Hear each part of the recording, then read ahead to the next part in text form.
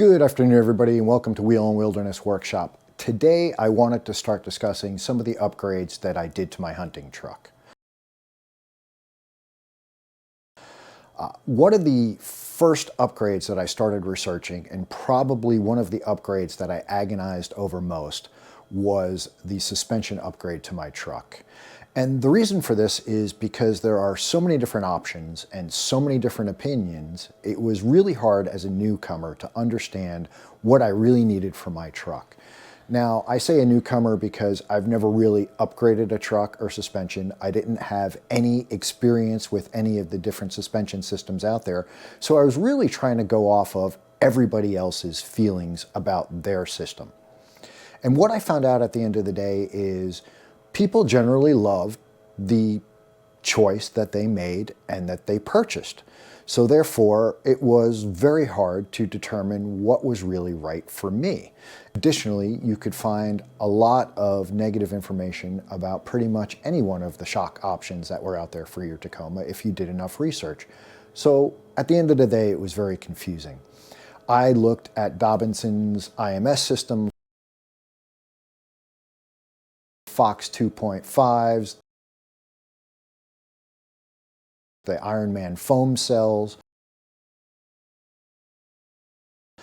of course Bilsteins, because they're the 800-pound gorilla on the block. I even considered upgrading to Kings for my Tacoma. What I ended up settling on were Bilstein 6112s for the front,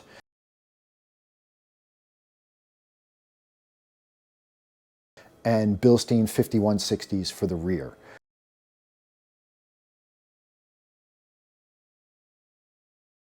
Now, you're going to ask why the Bilsteins, and I'm going to give you the answer to that in a minute. But I want to turn you on to a couple of things that really helped me in doing my research. First of all, there's a series out on YouTube called Shock Value. And in the Shock Value series, there are two experts from YouTube that have been wheeling for a long time that buy different shocks, put them on the Tacoma, test drive them, and then rate them at the end. I found this series very valuable.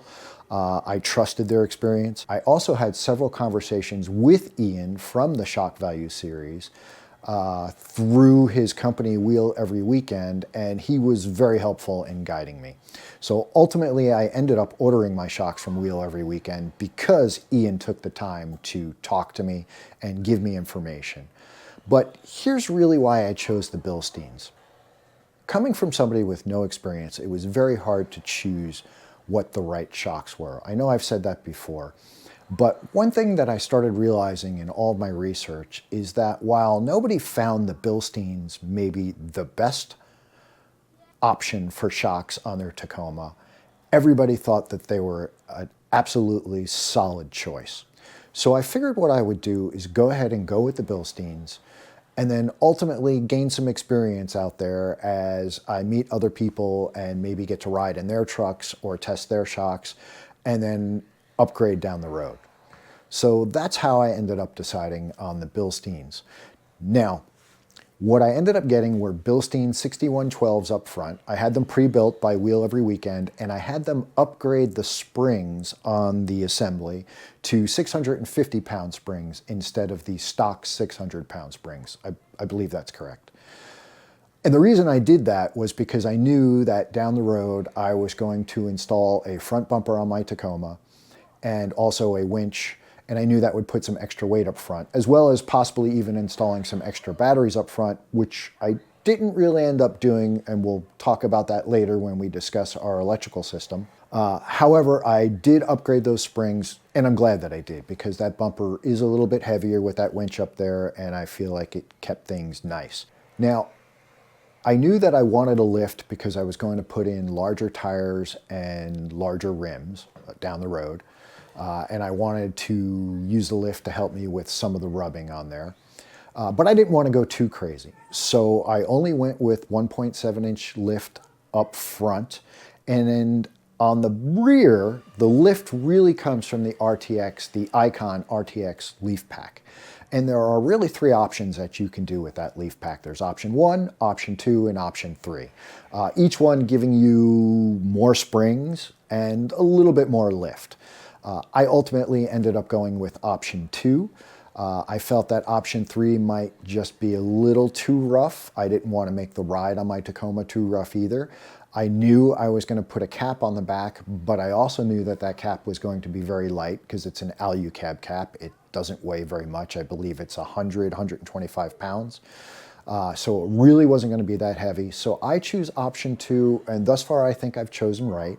I still think I may need to upgrade to option 3 at some point. I do notice a little bit of rake when I tow my little rowboat.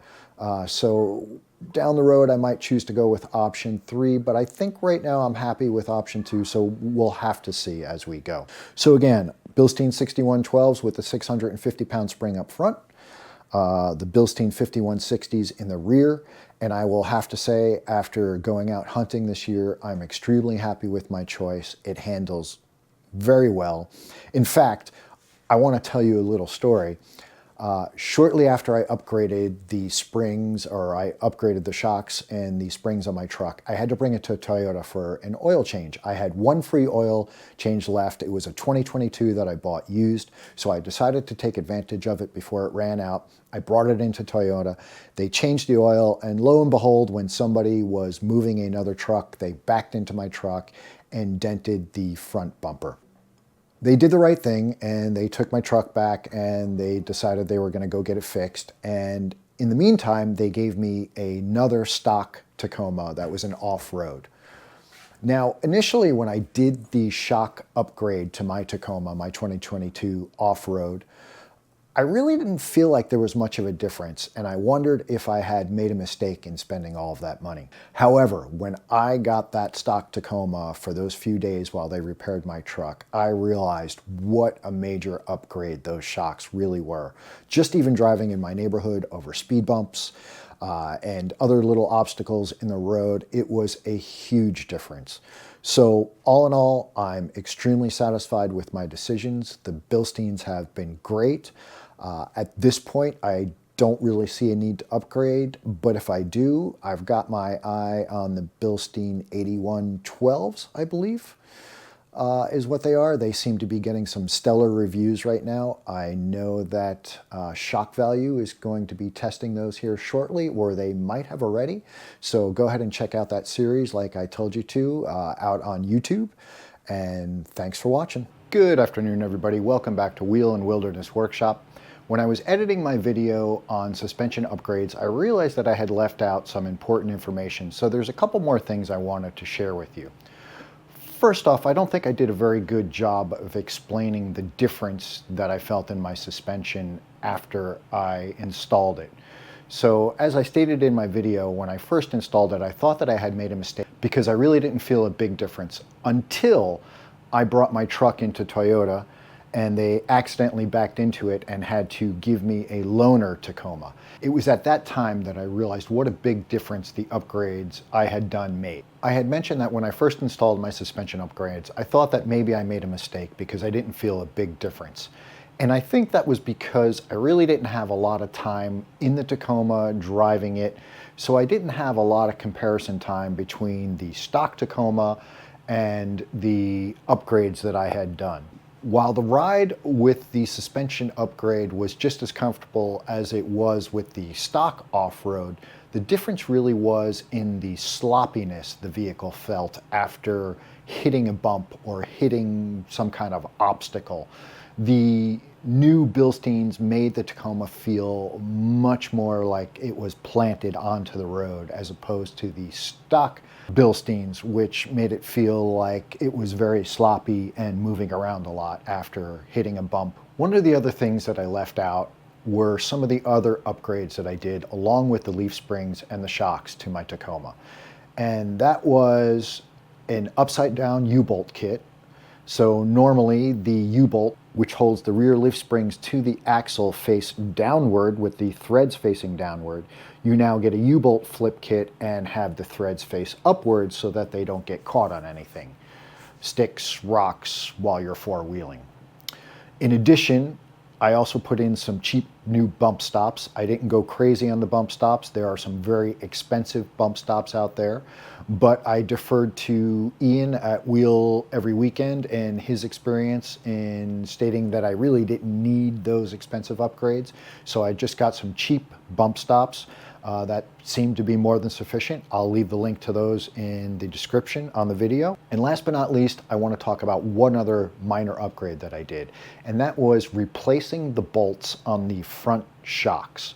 There is a thread on Tacoma World, I will leave a link to it in the description, that describes how the stock Tacoma bolts are insufficient. Now, not structurally insufficient, but the way they're threaded or not threaded long enough, I think it leads to some squeaks.